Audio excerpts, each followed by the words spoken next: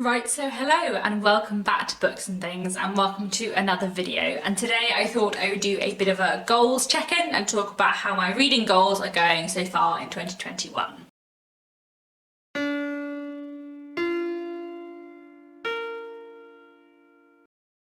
So, I am going to continue doing these videos during 2021 as I did in 2020, where I talked to you about my reading goals for the year and how they're going so far. I will link down below my 2021 reading goals video where I had a lot of goals and a lot to say, so I am not going to go through every single one of those goals because some of them were sort of broader, more year-long goals or specific booktube goals, but there are like 4 of my general goals that I want to check in every 3-month check-in. And then I also have my spreadsheet, my monthly checklist of reading goals, which I wanted to go through as well, and just have a bit of a chat about how my goals are going and what I've been reading so far this year. So firstly, my general reading challenge, my Goodreads challenge. I said that I wanted my Goodreads challenge to reach 100 books by the end of the year, but I also had an overall personal goal of reading 150 books in the year.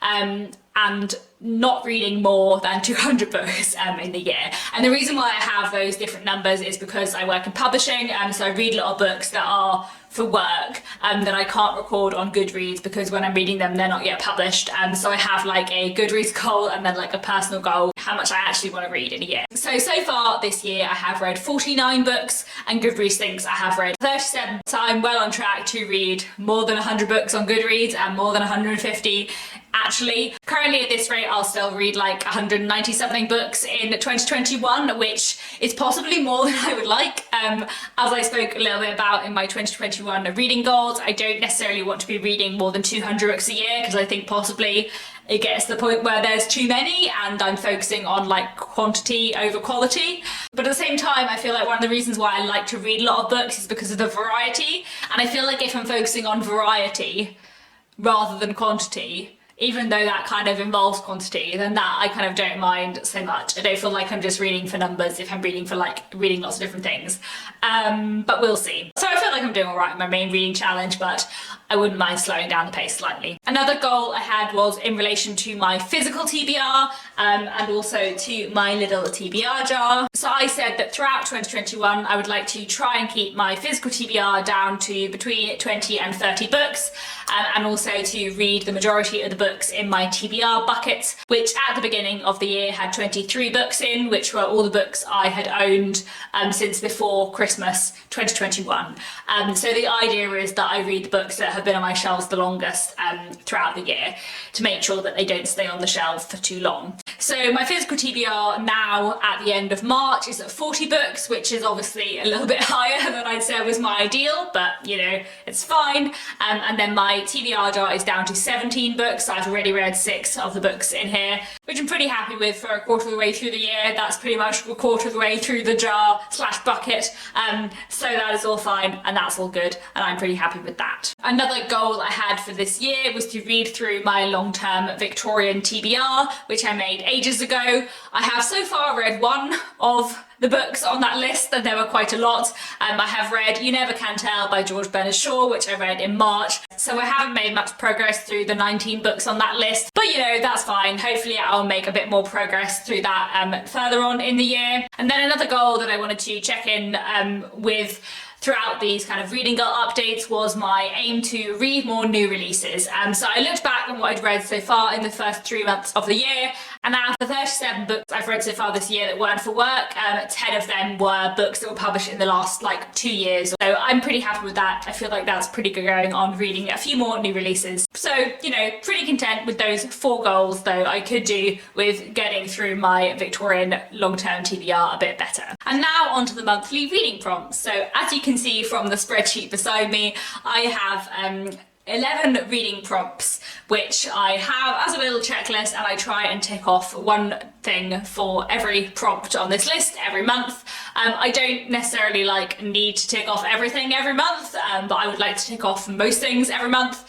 And it's basically just a way for me to make sure I get variety into my reading. And I don't do this every month. There are months where I might be participating in a readathon where I won't want to do this. But for the majority of the months of the year, I really like to have a variety. And basically the thinking behind this is I put together a list of what my perfect reading month would look like. What would I be reading? What would the variety be? And then I try and tick off everything on the list. And I've been doing pretty well at this so far. As you can see, there's only a couple of gaps in January, February and March. And I just wanted to talk to you about what I've read so far this year for these challenges and how they're going. So the first one is, of course, my Victorian Classic Challenge. So in January, I read The Small House at Allington by Anthony Trollope, which was a reread for me and an old favourite. In February, I read The Kellys and the O'Kellys by Anthony Trollope, a new read, which was less good and not one of the best Anthony Trollope's I've ever read. And I also reread Villette by Charlotte Bronte. And then in March, I reread The Professor by Charlotte Bronte again, and I also read for the first time You Never Can Tell by George Bernard Shaw, which is a Victorian play, which I've really, really enjoyed. So those are the Victorian books I've read so far this year. There are quite a few rereads in there, which is partly because I'm participating in the Bronte project run by Marissa from Blatantly Bookish, which I'm really enjoying. I feel like I need to make sure that I'm not just rereading for this challenge, because obviously I love rereading Victorian literature, but I also like discovering new Victorian literature. And as I already mentioned, I have a long-term Victorian literature TBR that I was hoping to get through more of this year. So hopefully I will try and focus in the rest of this year on reading a few more new to me Victorian classics as well as a few good rereads. Then the next prompt is a British non-Victorian classic, chiefly 1900 to 1950. So I wanted to have a prompt which encouraged me to read British literature from outside of the Victorian period, and my main focus in this is 1900 to 1950 because that's my sort of second favourite time period, though I wanted to leave this prompt open to other things as well. So I have ticked this off every month, all with early 20th century literature. In January I read Peking Picnic by Anne Bridge, which was, you know, medium but not the best book I've ever read. In February I read Afternoon Men by Anthony Powell, which I quite enjoyed, but I just felt like I wanted it to be A Dance to the Music of Time, which is his book series that I love. So yeah, I quite liked it, but a little bit of a disappointing read perhaps. And then in March I read Partners in Crime by Agatha Christie, which is the second Tommy and Tuppence book, and I absolutely adored. The third prompt is another classic prompt, and that is to read a classic that's not from Britain. And I have again ticked this off every month. As you'll see, the idea behind this for this year was to focus on classics from Japan, France and Brazil. I picked those three countries thinking it would just give me a bit more focus to this reading prompt. So in January I read The Penguin Book of Japanese Short Stories, which is a short story anthology which I really, really enjoyed. In February I read The Lady of Camellias by Alexandre Dumas. This was a French classic and a really wonderful read. I absolutely loved it. And then in March I read 100 Years of Solitude by Gabriel Garcia Marquez, which is a Colombian classic, and I also read The Bell Jar by Sylvia Plath, which is a classic from the US. So I haven't actually managed to read any Brazilian classics yet so far this year, but I am hoping to later on in the year. I had a lot of recommendations for Brazilian classics, but I'm finding it slightly harder to get hold of them. But I do now have at least one on my shelves and a few others that I'm hoping to get hold of in the near future. So hopefully there will be some more Brazilian classics later in the year, but I haven't managed to get to any so far. The next prompt is to read a piece of historical fiction every month, and I have of course ticked this off every month. Historical fiction is one of my favourite things. In January I read The Binding by Bridget Collins, which was my favourite book of the month and my favourite book of the year so far, and will probably be my favourite book of the year by the time we get to the end of 2021. I think it's pretty likely it was really, really amazing.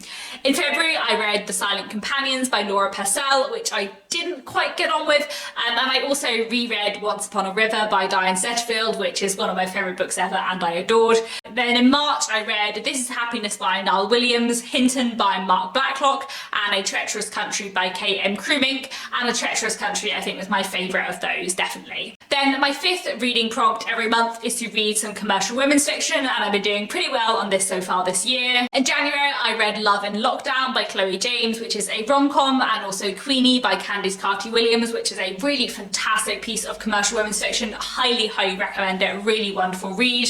In February, I read Arstock by Laura Jane Williams, which is another rom-com, Unmarriageable by Sonia Kamal, which is a contemporary Pride and Prejudice retelling set in Pakistan, and I also read An Orphan's War by Molly Green, which is a piece of saga. Then in March, I read 4 pieces of commercial women's fiction. I read Eleanor Oliphant is Completely Fine by Gail Honeyman, In Case You Missed It by Lindsay Kelk, Never Greener by Ruth Jones, and The Brightest Star in the Sky by Marianne Keyes. And my favourite of those was definitely Eleanor Oliphant is Completely Fine, which I absolutely loved. Highly recommend that one. It was a wonderful book. The next prompt on my list is to read a contemporary crime or thriller novel, and the observant of you may notice that this prompt was not on my reading goals checklist when I showed it at the beginning of the year. It was not on this list when I made my 2021 goals video, but basically for the last 2 and a bit years working in fiction, I've been chiefly working on commercial women's fiction, and in the future I am going to be working on a mix of commercial women's fiction and crime and thrillers,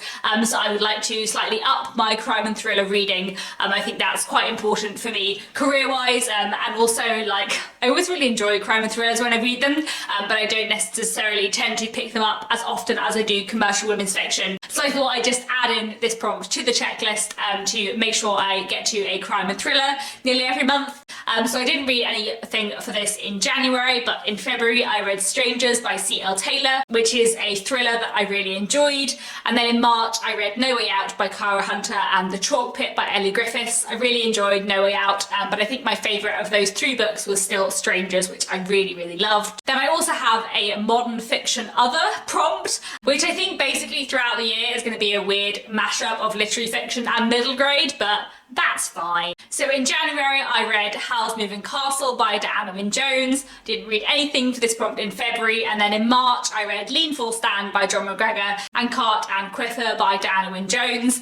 Diana Wynne Jones was writing in sort of the 70s and 80s, so I never know quite whether to count her as like a classic writer or contemporary, but I usually put her in the contemporary / modern boxes. It's probably fine. I really like Diana Wynne Jones, and Lean Full Stand by John McGregor was amazing. Another prompt I have is to read a modern book every month that is not from Britain. So in January I read Primeval and Other Times by Olga Tokarczuk, which is a Polish novel. In February I read Unmarriageable by Sonia Kamal, which is a Pakistani novel.